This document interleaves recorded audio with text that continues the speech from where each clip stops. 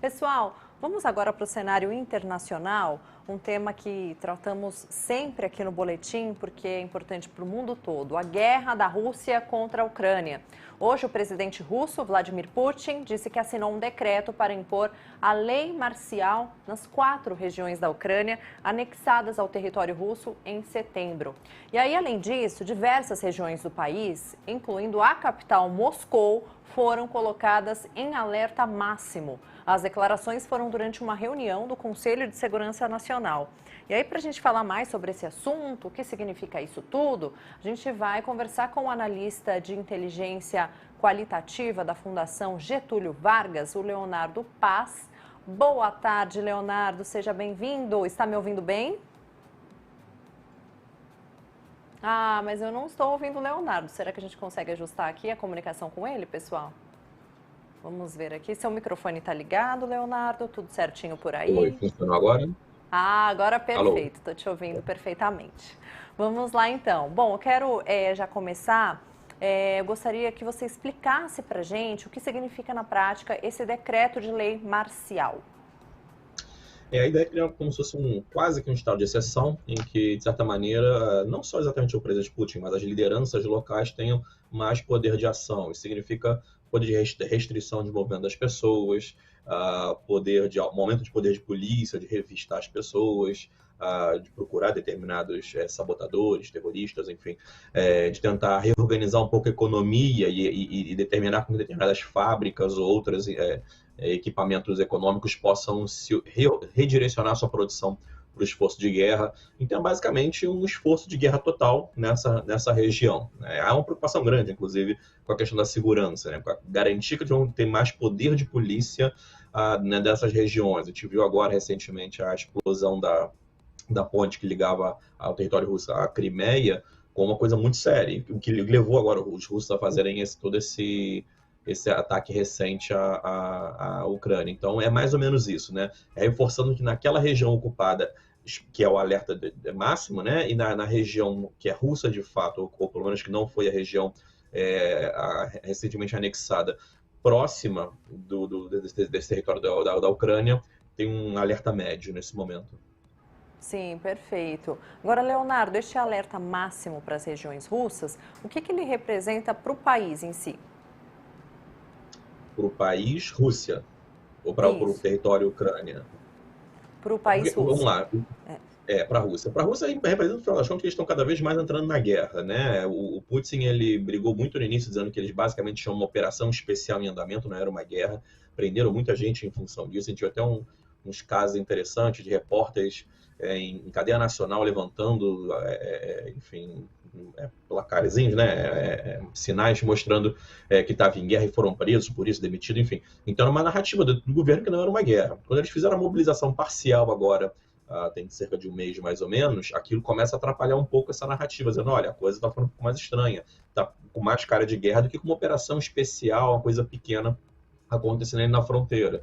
Agora, com a ideia desse alerta máximo, com a ideia de estado de exceção na região recém-anexada, mais uma vez fica claro que o governo russo está dentro de uma guerra de fato. Isso tem um potencial, de certa maneira, a criar problema para a base, né? Quer dizer, fazer com que, de maneira geral, os russos fiquem mais resistentes ao conflito, porque uma preocupação do governo russo sempre foi essa. Uma guerra contra a Ucrânia seria altamente impopular, porque a Ucrânia é um país muito próximo, vizinho, tem laços históricos entre eles, culturais, se veem uns nos outros, então uma guerra contra eles é quase que uma guerra contra nossos primos ali. Né? Certamente tem muitos parentes, muitas pessoas têm amigos e parentes nos dois países, então uma guerra contra a Ucrânia seria altamente impopular. Então por isso que ele sempre pareceu tentar segurar essa informação. Esse passo, do ponto de vista da Rússia em si, começa a fragilizar essa narrativa. Perfeito. Leonardo, na sexta da semana passada, o Putin tinha dito, né, que daria uma trégua aos ataques à Ucrânia. E aí, depois de reações da União Europeia, as ameaças do russo, né, de usar armas nucleares. Mas isso, de fato, não aconteceu. E a gente viu que houve vários ataques com drones na Ucrânia, né, com mortes de civis, inclusive. Dá para entender qual que é a estratégia de Putin? Vamos lá. Acho que tem uma sequência de eventos que vão acontecendo que vão levando os atores a agir de forma diferente, né? Você tem o Putin começando a ter dificuldade de avançar dentro do conflito e ele está preocupado com a quantidade de recursos e equipamentos militares que o Ocidente, Estados Unidos e mais a Europa Ocidental, está passando para a Ucrânia, o que está dificultando muito a vida do Putin nesse momento, porque a Ucrânia passa a ter equipamento sofisticado em abundância, enquanto os russos estão acabando com seus estoques, estão tendo que ir até China, Irã, Turquia, enfim, para conseguir reposição de equipamento.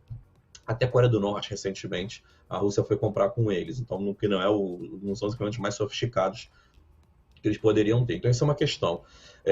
A Rússia, para tentar, me parece, forçar um pouco a mão do Ocidente, vai lá e faz ao referendo, enfim, e a anexação desses territórios, ou suposta anexação desses territórios da região de Donbass, que eles estão ocupando. Os ucranianos conseguem rapidamente uma contraofensiva e começar a tomar parte desse território, então o Putin começa a ficar numa situação mais dramática e começa a mostrar que ele ainda está um pouco em controle. Na sequência, você tem o bombardeio da ponte, que eu falei agora anteriormente, que era super simbólica, era muito importante para o Putin, porque ela mostrava a integração entre Crimeia e o território russo. E para responder isso, como um ato meio de retaliação, Putin vai fazer esses ataques recentes bastante mais brutais. Ele muda, inclusive, o general está tomando conta da questão da guerra aérea, enfim, do conflito na Ucrânia, que é um general que fez parte do esforço russo na Síria, que era, enfim, conhecido como o general Armagedon, que era muito pesado em termos de bombardeios, ele fez muito forte isso na Síria, enfim, ele faz isso agora também na Ucrânia, inclusive começando a atacar mais diretamente infraestrutura crítica. Isso eu estou chamando basicamente as centrais elétricas, que está fazendo, inclusive perto de Kiev, na fronteira oeste, fazendo com que agora parte da Ucrânia está com dificuldade de acessar energia elétrica, porque as instalações estão, enfim, basicamente destruídas ou precisam de reparos. Então muda um pouco a lógica do conflito, mas o que eu acho que é importante entender é que não é como se ele vai mudando a estratégia da cabeça dele, né? É tudo um pouco um dominó de ação e reação o tempo todo em relação a todos os atores. Agora é esperar um pouco um novo momento para ver quem que vai reagir em relação a esse contexto. Certo. Agora, que tipo de riscos a continuidade dessa guerra representa para o mundo? A gente sabe que crise de energia, né? Da crise de energia, pode faltar alimentos, mas também tem essa constante ameaça de guerra nuclear. O que a gente pode esperar para os próximos meses, Leonardo? Essa pergunta é difícil, né? Porque são tantos dobramentos possíveis, né? Assim, de certa maneira, óbvio, os dois elementos básicos são a questão dos grãos e do combustível, né? Do petróleo, que são, enfim, fundamentais. A gente está entrando no momento agora que onde a safra acabou de entregar, então estamos escoando a safra, então está um pouco melhor. Quando chegar para o inverno, fim do inverno, a coisa do ponto de vista de alimentos vai ser um pouco pior, porque vai ter menos grãos no mercado, então você tem que aumentar o preço. Em relação à energia, você vai ter um momento também um pouco mais complicado, especialmente para a Europa, de menos acesso à energia, quando eles precisam mais para aquecimento. Tem uma outra dinâmica, então, complicada, que você mesmo colocou, que é o risco eventual da Rússia utilizar equipamento militar. Eu não avalio que eles vão usar equipamentos militares nucleares muito pesados, né? Quando a gente pensa em arma nuclear, a gente pensa em bombas que destroem cidades, como Hiroshima e Nagasaki, que é até bombas antigas, né? Enfim, hoje, quando a gente fala em utilização de arma nuclear no combate, a gente está pensando mais no que a gente chama de armas táticas. São pequenas bombas, são nucleares, são poderosíssimas, mas são pequenas para você usar no campo, né? Você ataca numa base militar, ataca onde tem uma concentração de tropas, enfim, que você realmente devasta aquela região com aquelas tropas, mas você não destrói cidades inteiras com 100 mil, 800, sei lá, 900 mil pessoas.